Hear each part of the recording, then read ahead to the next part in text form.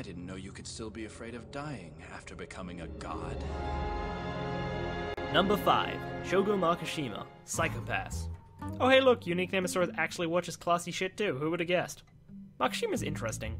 To start, he's the first instance of a character design being finalized, even though the concept artist decided that the best way to make a well-complemented and vibrant character was to use the color bleach. At this point in the list, depth is downright essential, and Shogo Makishima delivers. In a city in the future governed by an AI called the Sybil System, citizens are scanned to analyze their mind to determine everything from the job they're best suited to even whether or not they'll become a criminal if they're not locked up. Psychopath's lore is fairly large, so I'ma just summarize it like that and tell you that Shogo Makishima is a man who resents this new society and believes that humans are only humans when they make their own choices, which is something that the Sybil System restricts greatly. Now if that wasn't great depth and understandable motivation already, it gets better.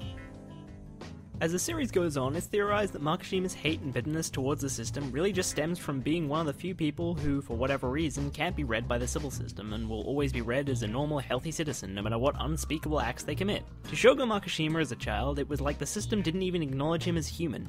It's fucking great, and it justifies why he's such an asshat too. I mean, if most people didn't like the government, they'd probably just protest, with signs. Makishima, on the other hand, slits throats and masterminds massive riots that bring the city to its knees. Close enough, right? Did I mention he's a good dick?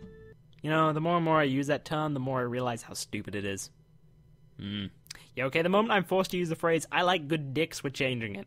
Anyway, our whole episode is dedicated to killing one of the main character's friends in a brutal mind game, and it's pretty solid in execution. Would have helped if I gave two shits about the character, rather than all my hate towards Makishima being based wholly on how traumatic of an experience he put Akame through, but whatever. Someone gets a knife waved around their throat and gunshots around them before finally having their neck slit open, and all I have to say is whatever. I should reconsider that job in childcare. But hey, that's not all. Makishima sports some really strong superficial features. He's somewhat of a philosopher, and his knowledge of classic writing and poetry, and his own findings, means he's constantly commenting on the world, himself, and other characters with quotes and philosophical principles.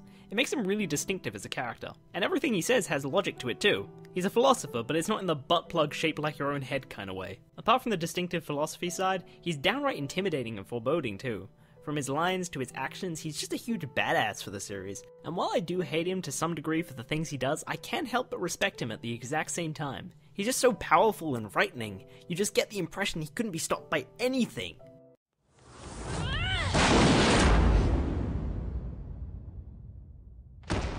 Helmets are against the rules, they don't count. They're too smart. Yeah, so here's something interesting with these characters with strong superficial features. If you go for a character that's designed to be powerful and foreboding, that's great, and it adds worlds to their impression on the audience.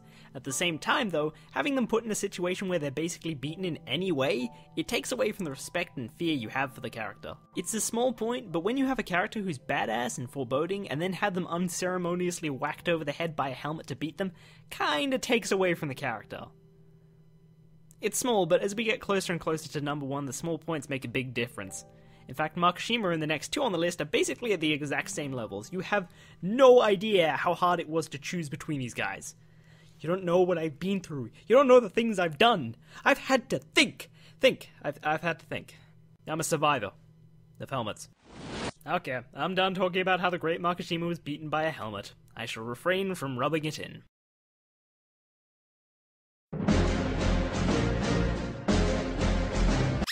He doesn't have the interesting character parallels Neji has. Well, they try to pretend there are character parallels between him and Kogami with the whole they looked into each other's eyes and immediately knew each other and found a connection, but no, there wasn't really anything solid and clear that they shared as people. But, as an all-round antagonist, I'd say Shogo beats those before him.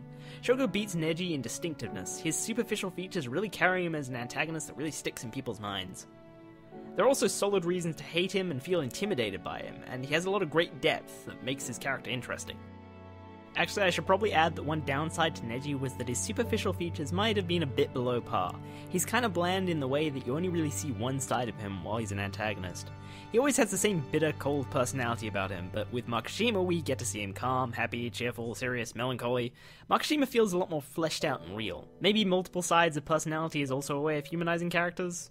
Perhaps it's just to a lesser extent anyway. I don't know, I'm still kind of working on that theory. Anyway, to sum up, a much more real-feeling character combined with some really strong superficial features is what puts Makishima above Neji.